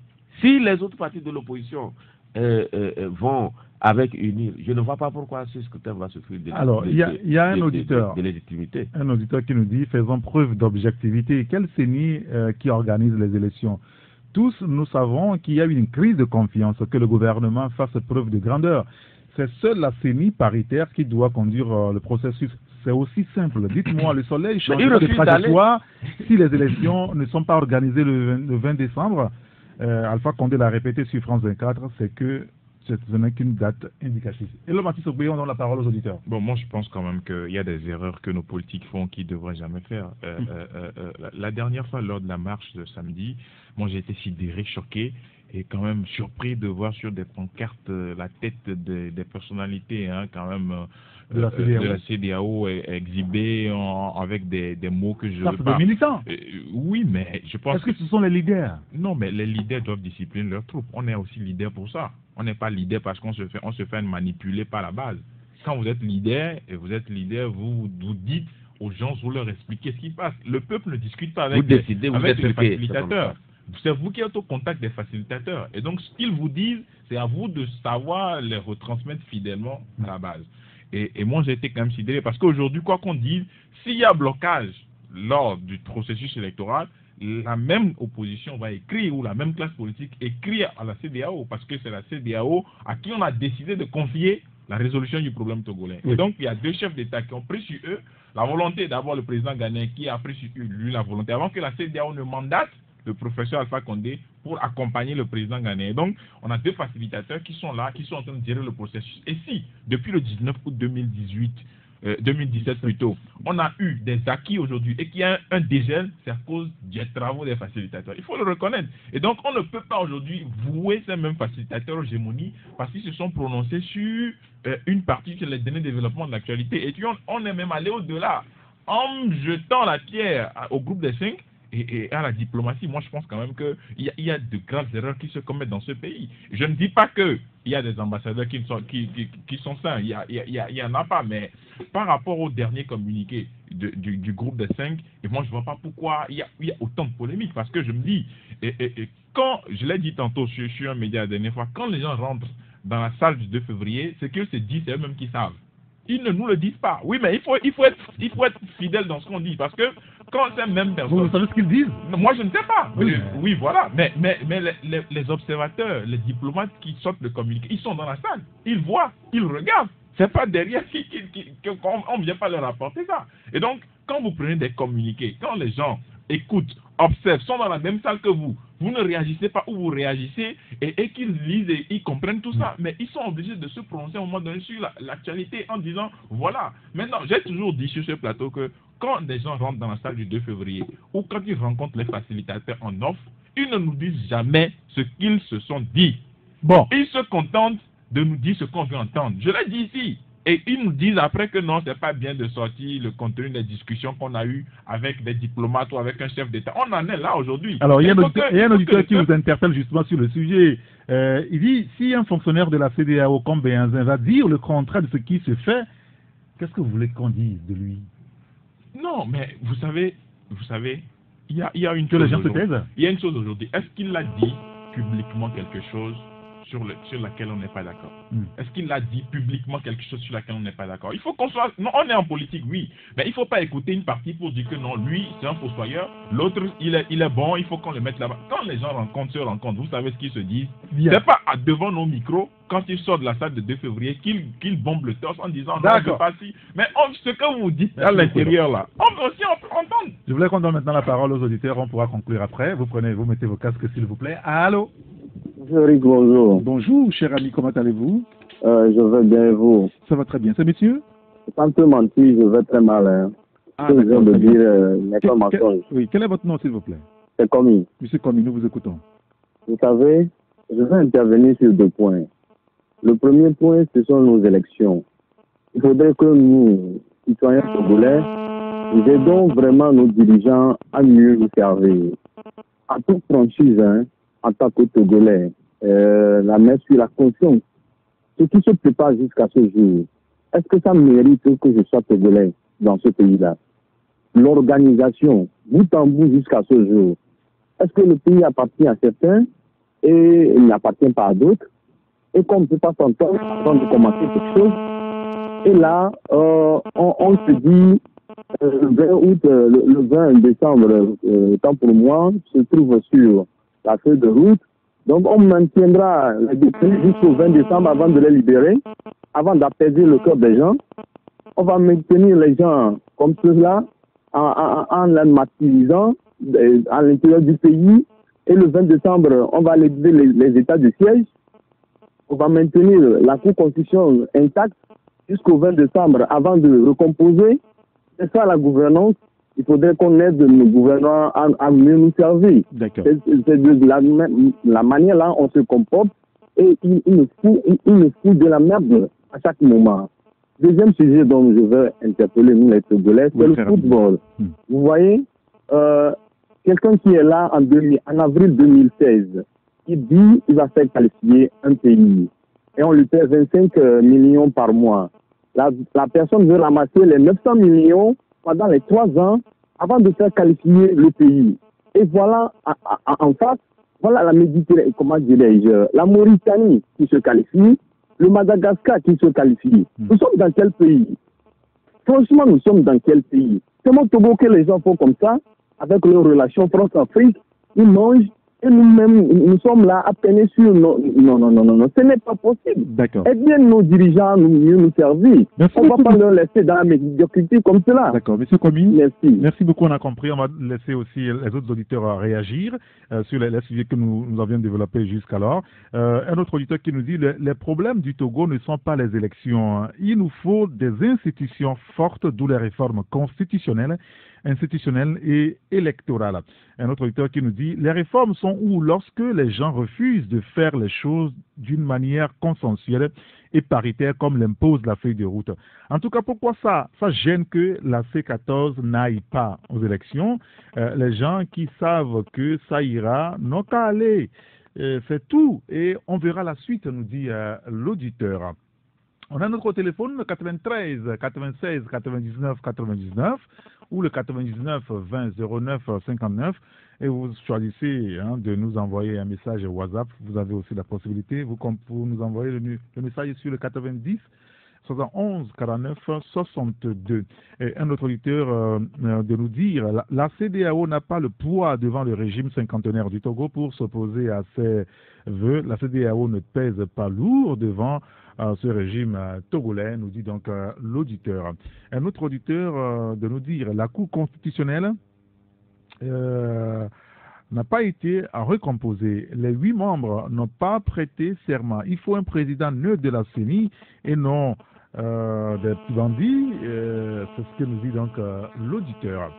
Un autre auditeur, je pense qu'on a des petits soucis avec la ligne téléphonique ce matin. Allô? Allô, oui, bonjour, Georges. C'est comme ça là-bas. Oui, nous vous écoutons. Tout ce monsieur suggéré d'attendre des journalistes qui sont choqués de voir des populations amener des menus de pancartes parlant des hommes de la CEDEAO, de tout. Pourquoi ils ne sont pas considérés de la même façon de voir que la feuille de route n'est pas mise en œuvre? Parce qu'on n'est plus noir sur blanc, le processus doit être inclusif. Est-ce que la CENI qui conduit le processus, elle est inclusive? Pas des journalistes qui disent certaines choses, des médias comme ça. Ils sont considérés de voir la population tenir des pancartes. Or, que ce qui est écrit blanc sur noir qu'on doit mettre en œuvre n'est pas appliqué. Là, on n'est pas considéré. Monsieur Ricardo. Pratiquement, les journalistes de la vie Georges, excusez-moi, mais nous avons posé quand même un débat sur le terrain. Nous voudrions que vous aussi vous prononcez là-dessus, tout simplement. C'est pas compliqué, ça. Oui, avant que je ne me prononce sur des débats. Est-ce que vous accepterez qu'après, excusez-moi, mais je voulais, si vous attaquez aux journalistes qui sont sur le plateau, soyez-en sûrs, lorsque vous raccrocherez, ils s'en prendront à vous. Et ça ne nous avancera pas. Nous voudrions que vous vous prononcez sur le débat. Ils ont donné leur avis, vous aussi donnez votre avis sur le sujet. Georges, merci beaucoup. Je pense qu'on a compris l'essentiel. On va donner la parole aux autres également pour se prononcer sur le sujet que nous débattons. Vous avez droit d'avoir votre avis sur le sujet. C'est pour ça que nous vous donnons la parole. Un autre auditeur au téléphone, et un autre qui nous dit « Allô ?» Oui, bonjour. Monsieur Eric. Oui, Monsieur Jerry. S'il vous plaît, c'est pour intervenir. Oui, quel est votre nom, s'il vous plaît? C'est Basile. Basile, très bien, nous vous écoutons. Oui, s'il vous plaît, moi j'aimerais intervenir sur ce point. Quand des gens parlent de la sortie des Togolais dans les rues, oui, on dit souvent que la solution n'est pas dans la rue. Mais vous voyez, quand on voit comment s'opère la solution de la feuille, quand on voit comment j'ai la feuille de route, ça ne donne pas l'impression que nous avons la volonté d'aller vers quelque chose d'acceptable. Donc finalement, nous sommes obligés de sortir dans les rues. Vous voyez, tous ceux qui sont dans les rues ne sont pas sortis parce que l'opposition est sortie, mais c'est parce qu'ils comprennent que la feuille de route n'est pas bien gérée. Vous suivez l'analyse. Ça veut dire que quand des gens crient que la solution c'est dans les urnes, allons légalement dans les urnes. Faisons légalement les choses. Que le pouvoir et l'opposition s'asseyent, qu'ils reprennent, concernant aussi également la reprise des recensements. Je suis complètement d'accord. Je suis d'avis avec la coalition qui demande qu'on reprenne le recensement. Parce que vous voyez ce qui est fait sans la coalition. Comment cette coalition peut juger cela? On ne peut pas juger ça. Et il faut que la coalition soit présente, qu'elle puisse participer quand même à ces choses pour pouvoir avoir des avis. Comme ça, demain, quand elle sera battue, il ne faudrait pas qu'elle saute dans les rues et crier qu'on l'a triché. Là, c'est la population qui va huer. C'est la population qui va la crier dessus. Mais si elle ne prend pas sa responsabilité, si elle va comme ça et elle participe à ces élections, demain on la gagne, elle soit encore dans les rues, mais c'est pour dire quoi après? Et quand je suis aussi d'accord avec le président français, M. Emmanuel Macron, qui dit d'aller à l'élection, mais les gens citent M. Emmanuel Macron, il faut aller aux élections, mais il ne précise pas que M. Emmanuel Macron disait qu'il faut que l'opposition aussi puisse participer. Aujourd'hui, l'opposition ne participe à rien. On nous demande pourquoi l'opposition ne va pas, pourquoi elle ne prête pas serment. Non, elle ne peut pas prêter serment. Si elle prête serment, c'est une erreur. Parce que si elle prête serment, elle légitime déjà la CENI. Et la CENI peut travailler pour battre. Si elle ne prête pas serment, c'est mieux. D'accord. Et puis pour finir, s'il vous plaît, j'aimerais aussi quand même interpeller les uns et les autres sur la sortie de la coalition. Il faudrait que la population puisse quand même sortir. Parce que le pouvoir, on a l'impression que elle accepte quand même les propositions de la coalition, les demandes de la coalition, mais elle prend le temps de faire un pas en avant. Au fait, quand elle donne à l'opposition, elle crée déjà un autre problème. D'accord. Vous voyez, elle crée déjà un autre problème. Merci beaucoup, on a compris l'essentiel. Merci de nous avoir appelé 93 96 99 99. C'est ce numéro-là que vous pouvez nous joindre, pas sur le 90 71 49 62. Sur celui-là, c'est envoyer des messages WhatsApp. Et cet auditeur de nous dire, on peut savoir combien de personnes qui vont voter. Jusqu'alors, on ne connaît pas le corps électoral. Ça, ce n'est pas normal, dit l'auditeur. Allô? Allô? Oui, bonjour. Bonjour, monsieur grand citoyen d'État. Oui, quel est votre nom, s'il vous plaît? Diwono. Monsieur Diwono, nous vous écoutons. Oui, moi, ce qui m'inquiète, que le gouvernement dit chaque fois qu'ils ont la majorité des peuples. Et pourtant, ils ne veulent pas faire les choses dans la clarité. Ils se précipitent, ils font des choses que tout le monde conteste, mais ils sont, même je ne sais pas, excusez-moi pour le terme, ils sont conscients que je ne sais pas.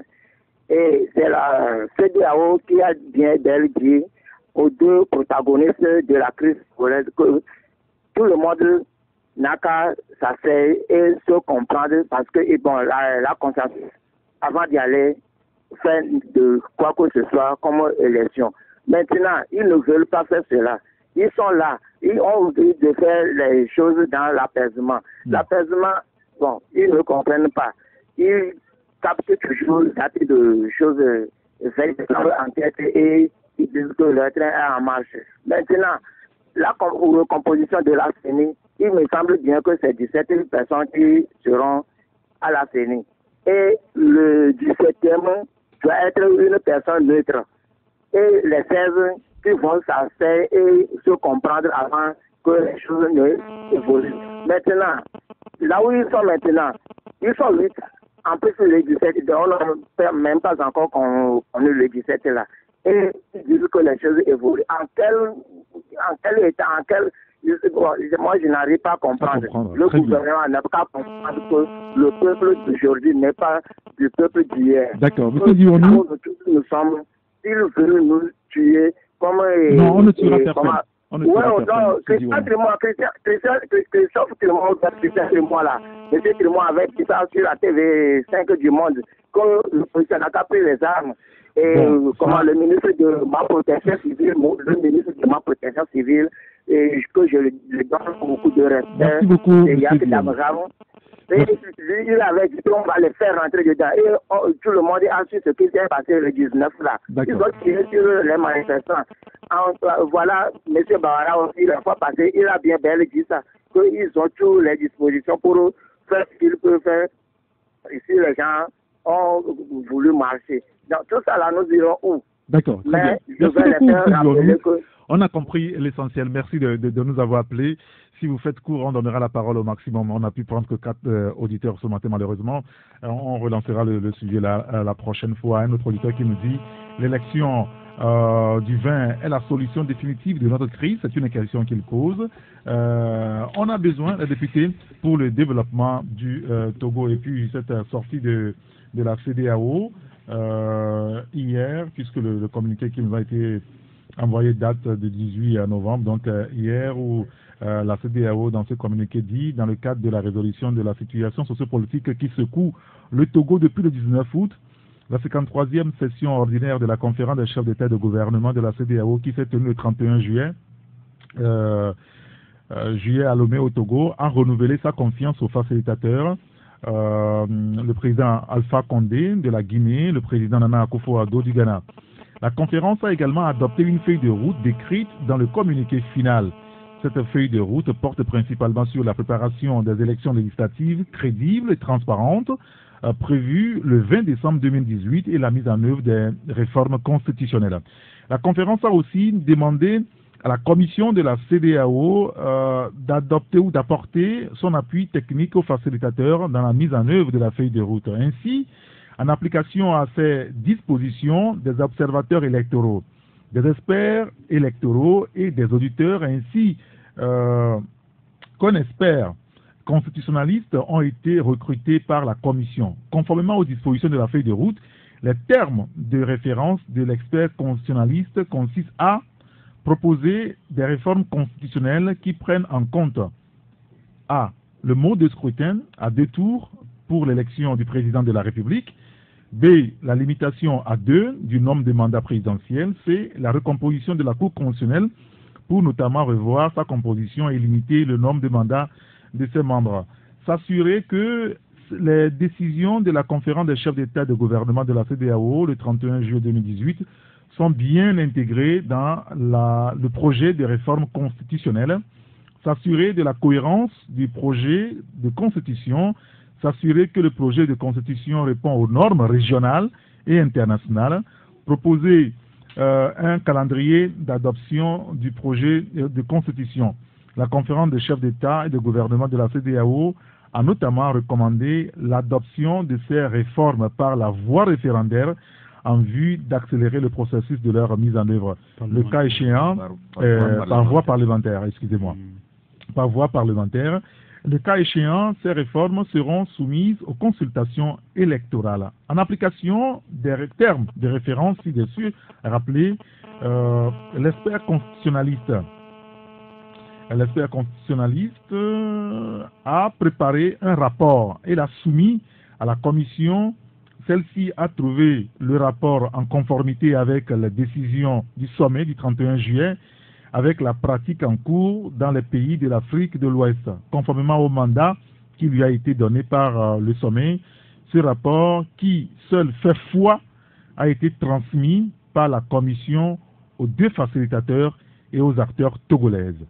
La commission réaffirme son engagement à continuer d'apporter son appui aux facilitateurs et aux acteurs togolais dans leur effort de résolution pacifique et durable de cette situation. C'est le communiqué de la commission de la CEDEAO qui vient de nous être envoyé à l'instant. Un petit commentaire avant de rendre l'antenne très rapidement. Jacques. Non, je crois que, comme le communiqué, la chute du communiqué l'a dit, je crois que les acteurs ont déjà eu vent de ce communiqué. On attend de voir les jours à venir le commentaire que les uns et les autres auront fait par rapport à ce rapport qui a été soumis. On avait appris également qu'un expert était là.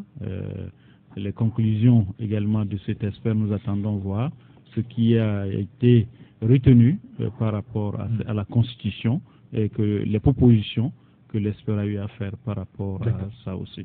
Gérard. Non, moi je dis que je suis, sans cacher, je suis un peu déçu par la CEDEAO. Vous direz par exemple, comme cet auditeur, donc la CEDEAO est incapable de réunir les deux parties vers une élection acceptée de tous. Exactement, il vient de résumer mon idée, surtout qu'il y a des gens qui sont encore en exil, comme Achadam Tikpi et tous ces opposants-là. Et moi je me demande comment on peut amener la paix dans ce pays, dans ces conditions-là. Michel. Non, moi je trouve que à la lecture de ce communiqué que j'ai reçu également, c'est que la commission de la CEDEAO a adopté, disons, ce rapport de ce constitutionnaliste-là qui est venu nous aider ici. Donc ça veut dire que c'est toujours dans la droite ligne de la volonté de la CEDEAO d'aider les acteurs politiques à vraiment trouver des solutions, notamment aller à l'élection, aux élections législatives du 20 décembre. Et surtout que nous avons appris un peu en fin de semaine, de la semaine dernière, que les tractations sont en train d'être menées au niveau de la CEDEAO et au niveau aussi du gouvernement togolais pour le retour prochain du Achadam. Oui, pour qu'il puisse l'information que nous avions eue à l'époque, c'est que c'est dit qu'il devait, si tout allait bien, il devait revenir avant même les législatives de 20 décembre. Donc tout ça là, c'est des mesures additionnelles que le gouvernement et la CEDEAO sont en train de prendre pour qu'il y ait une sérénité avant l'élection, avant les élections. Donc il revient aux acteurs politiques de s'entendre. Ce n'est pas à la CEDEAO de venir ligoter des gens, non. Et là, bon, on verra dans les prochains jours comment ça va se passer, parce que là, je pense que la CEDEAO, comme je l'ai dit tantôt, je ne sais pas, mais aujourd'hui, la façon dont on se retrouve dos au mur, il va falloir qu'on puisse véritablement tirer des leçons du passé et faire bien les choses pour que l'histoire ne se répète pas. Très bien. Messieurs, merci beaucoup. Et comme dit cet auditeur, je suis jeune, j'aspire à être député de mon pays, que ces vieux députés libèrent la place à nous les jeunes. Bon, ça ne se décrète pas non plus. Merci beaucoup Gérard Ouessan, Michel Tadia, Jacques Zakouti et l'homme à titre. Merci à Jacques pour ce qui a assuré la coordination technique. Merci à vous de nous avoir suivis. Appelez-moi Saint Rigator. À demain. Merci d'avoir regardé la vidéo. Abonne-toi et partage la vidéo sur les réseaux sociaux, Facebook et WhatsApp.